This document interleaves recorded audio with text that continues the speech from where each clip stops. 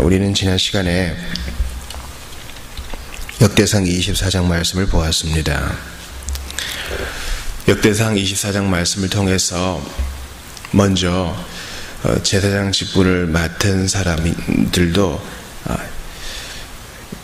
직분을 제비를 뽑아서 섬겼는데, 특별히 제사장으로 섬겼던 자들은 레위 지파 중에서도 그 아론 자손의 계보를 따라서 정해졌지요. 이것은 하나님의 정하심이었습니다. 나답과 아비후가 죽은 이후로 엘르아살과 이제 이다말의 후손들이 제사장으로 섬겼습니다. 그래서 제비 뽑아 세웠습니다. 그리고 레위 자손 중에 남은 자들, 섬길 자들도 또 제비 뽑아 섬겼어요. 오늘도 이제 성전에서 섬기는 사람들 말고요, 오늘은 이제 음악 사역하는 사람들, 찬송하는 사람들 를 세울 때에도 역시 제비 뽑아 세웠어요. 우리는 24개 반차를 조차서 제사장부를 하는 사람들을 통해서 사람은 부족하여 이렇게 반차를 조차서 섬겨야 되지만, 우리의 큰 대제사장 예수님은 그런 거 없다 했어요. 한 분이면 족하고 누가 그분을 대신해 줄 필요도 없고 그렇게 할 수도 없어요. 대제사장 된 예수님은 주무시지 않아요. 졸지 않아요. 나 잠깐 쉬어야겠다 자리를 비우지도 않아요. 늘 그 자리에서 우리를 중보하세요. 우리가 중보라는 말을 쓸 수 있다면 오직 예수님께만 쓸 수 있을 거예요. 우리 가급적이면 중보기도라는 말 말고 도고 또는 위하는 기도, 이렇게 하는 게 좋겠습니다.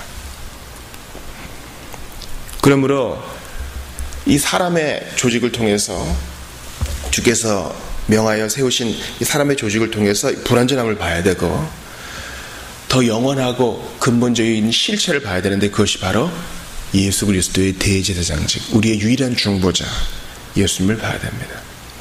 그분은 2000년 전에 한 번 십자가에 달려 죽으심으로 사역 끝 한 게 아니라 지금도 하나님 보좌 우편에서 우리를 위해 간구하십니다. 지금도 대제사장의 직분을 감당하시니 우리가 편안히 담대히 오늘도 나아갈 수 있는 것입니다. 신자의 안전함은 자기에게 있는 게 아니요, 외부적인 것, 바로 그리스도 안에 있는 거예요. 또 오늘 본문에서도 찬송을 맡은 자들을 24개 반차로 정하잖아요. 그래서 12명씩 해가지고 288명으로 정하죠. 그때도 제비를 뽑아요. 이것은 뭡니까? 하나님의 일들은 다 동등해요. 우리 지난 시간에 24장 31절에 제비 뽑혔으니 장자의 가문과 막내 동생의 가문이 다름이 없더라. 그러니까 레위 사람도 아론 제사장들, 아론의 그 후에 제사장들처럼 제비 뽑혔는데 차별이 없고 다 동등하게 주님을 섬겼다는 거예요. 일이 다를 뿐이죠. 일이 다를 뿐이죠. 여러분, 특별히 유교 문화 가운데 있는 우리나라는요, 과거에는 우리 지체가 높은 사람들은 일을 하지 않았죠. 일을 하는 것은 신분이 낮은 사람들의 몫이다, 이렇게 생각했어요. 아주 좋지 않은 생각이에요. 손을 수고하여 일하는 거. 젊은이들이 보는 CSI라는 그 미국 드라마를 보세요. 거기에 보면 살인 사건을 조사하는 경찰들이 나와요. 과학적으로 수사하죠. 그거를 위해서 어떨 때는 험하고 더럽고 아주 고단한 일들을 다 감당합니다. 손으로 수고하죠. 눈이 피곤하고 역한 냄새가 나고. 그러나 그 귀한 일이에요. 그거 없으면 사회가 유지되지 못할 거예요. 마찬가지로 하나님의 교회를 섬기는 자는 모두가 다 가르치고 전하는 목사면 어떡하겠습니까? 모두가 다 헌금을 집행하는 구제사역하는 집사면 어떡하겠습니까? 모두가 다 장로면 젊은 사람들은 어디 있어요? 다 자기 몫이 있어요. 그러므로 우리는 부르심에 있어 일반이다라는 생각을 의지적으로 계속 가져야 돼요. 우리 교회는 그렇지 않지만 교회에 고용되어서 관리하시는 분도 마찬가지예요. 그리스도 안에서 동등한 사역을 하고 있는 겁니다. 아침에 머리도 덜 말라가지고 일부 예배를 드리고 빨리 주일학교 아들을 돌보려고 허겁지겁 오는 정말 젊은 선생님, 귀한 일입니다. 100배나 격려해야 돼요. 또한 주보를 접는다든지 아무도 보지 않는 골방에서 교회를 위해 기도하는 자도 동등하게 주님을 섬기는 거예요. 그러니 제발 눈에 보이는 대로 사람 판단하면 안 됩니다. 형제와 자매는 다 일반이요. 가장 어린아이도 존중해야 되고 나이 많아 무력해 보이는 사람도 존중해야 됩니다. 다름이 없더라. 주님은 이 제비뽑음을 통하여 하나님의 뜻 앞에 굴복하게 하셨고 주님을 섬긴다 하는 자들이 교만하지 않게 하셨어요. 아, 그렇지. 내가 첫 번째로 제비 뽑혀야 되는데 왜 이러지? 그런 얘기 안 나오게. 하나님이 다 뜻이 있어 이 순서대로 해주신 거겠지. 특별히 오늘 본문에는요, 이 음악을 하는 사람들이 나와요. 음악을 하는 사람들은요, 조금 달라요. 뭐 예술을 하는 사람들이 다 그렇겠지만, 근데 그게 핑계거리가 될 수는 없어요. 나는 음악을 하기 때문에 좀 센치하고 예민하고 좀 감성적이야. 근데 감히 나를 여기다 배치해? 기분 나빠서 못하겠어. 여기 아니면 할 데 없어? 딴 데 갈 거야. 그런 태도가 있어서는 안 된다는 겁니다. 우리는 다윗이 법궤를 가져올 때부터 음악 사역을 매우 높였다는 것을 알 수 있고요. 다윗의 장막이 있던 때부터 음악하는 이들을 잘 조직하여 배치했다는 것을 알 수 있어요. 성전을 지키는 자나 관리하는 자나 다 일반이지만 이 다윗의 특별히 역대상의 관점에서는 상당히 음악 사역에 중점을 둬요. 부인할 수 없는 사실이에요.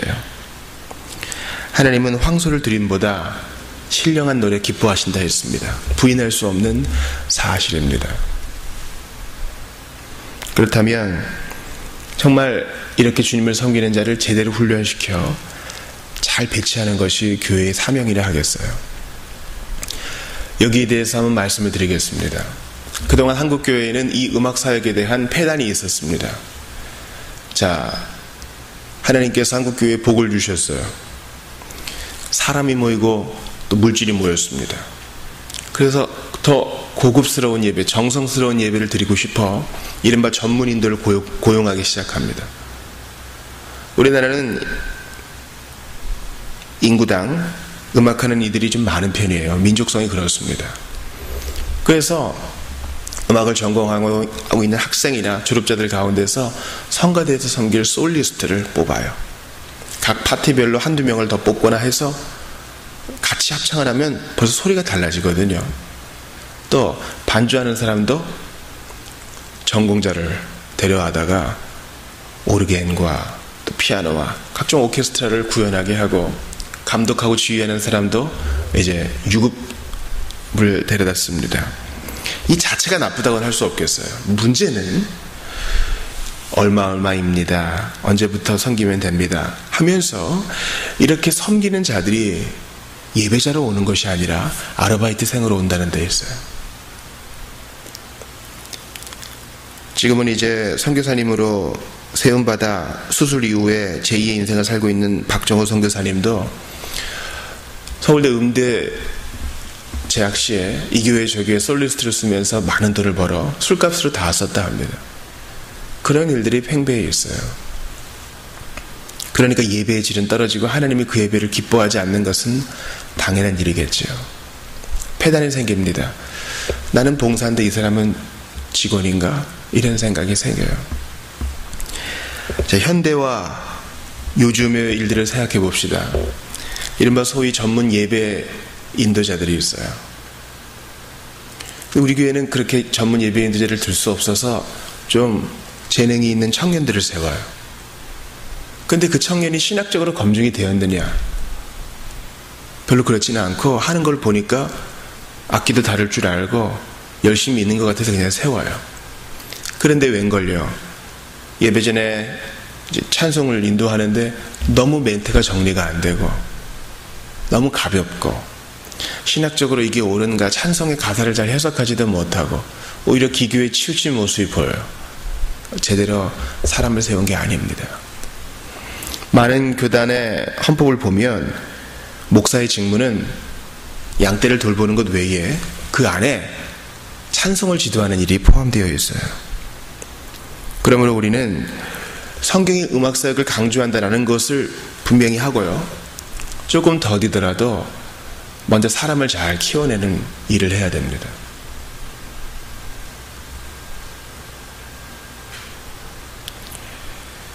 잡초를 키우기 위해서는 큰 노고가 필요하지 않아요. 그러나 나무를 키워내기 위해서는 계속적으로 신경을 써줘야 되고 또 기다려줘야 돼요. 나무가 1, 2년 안에 크는 거 아니지 않습니까?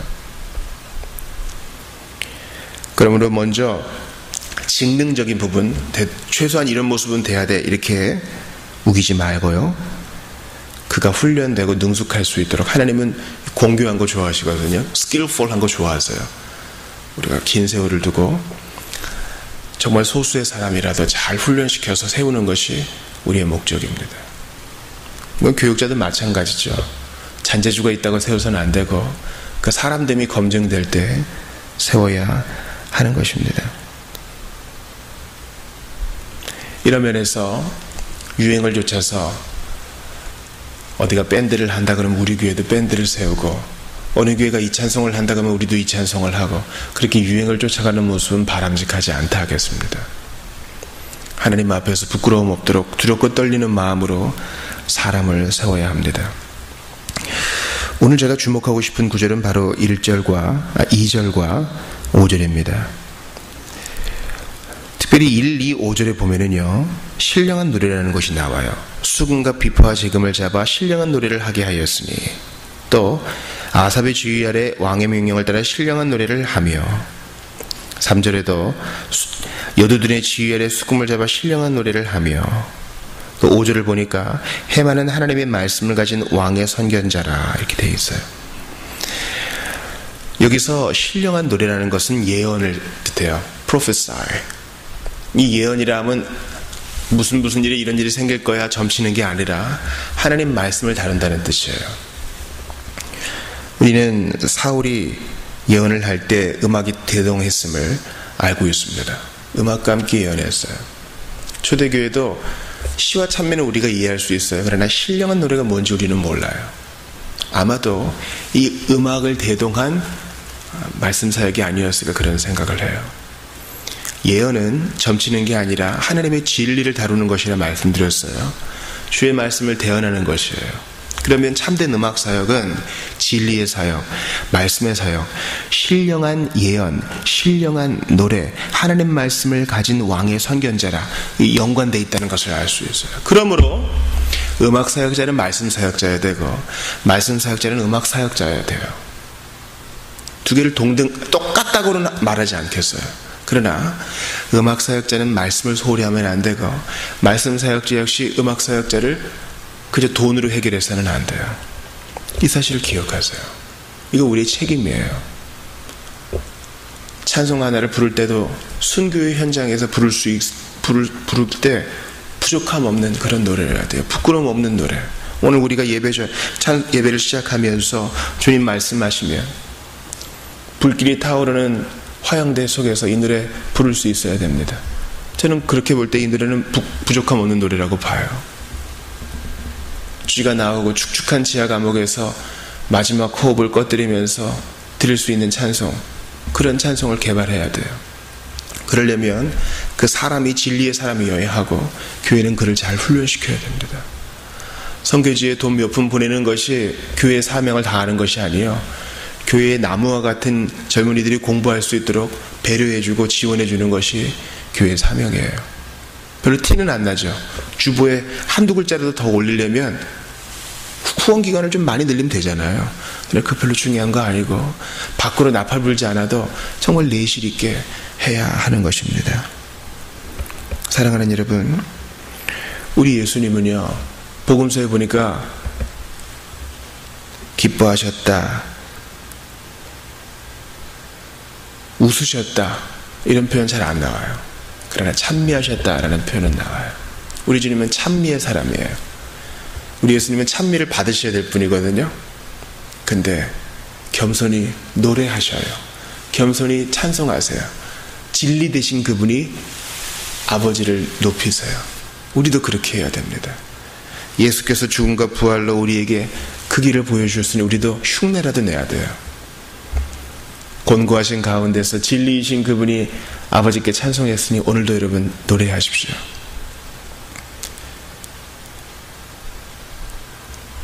다 같이 제비 뽑아서 우리 모두가 다 동등하게 찬송하는 자로 세움받았으니 오늘 무엇을 노래하시겠습니까?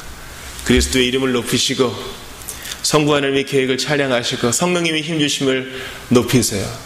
삼위 하나님의 사역을 전 존재를 들어올려 찬미하십시오. 나 같은 것을 구원하신 주님의 은혜 오늘도 인도하시고 견인하시는 주의 사랑을 높이시기를 바랍니다. 감정적으로만이 아니라 진리에 기반해서 성경을 읽다가도 노래하세요. 찬송하세요. 기도하다가도 소리를 높여 찬송하세요. 그런 일들이 우리 안에 있기를 바랍니다. 기도합시다. 하나님 아버지, 주께서 이렇게 교회의 음악 사역을 귀히 여기시고 우리가 진리에 기반하여 이 음악을 통해 찬미케 하시니 감사합니다. 진리 자체 되신 예수께서 아버지를 찬송하신 것처럼 저희도 오늘도 찬송의 하루를 살게 하여 주시옵소서. 무거운 기분과 나의 감정에 따라 사는 것이 아니요 하나님의 변함없는 이 말씀에 사로잡혀 노래하며 주님을 기쁘시게 하는 자가 다 되게 하옵소서. 예수님의 이름으로 기도합니다. 아멘.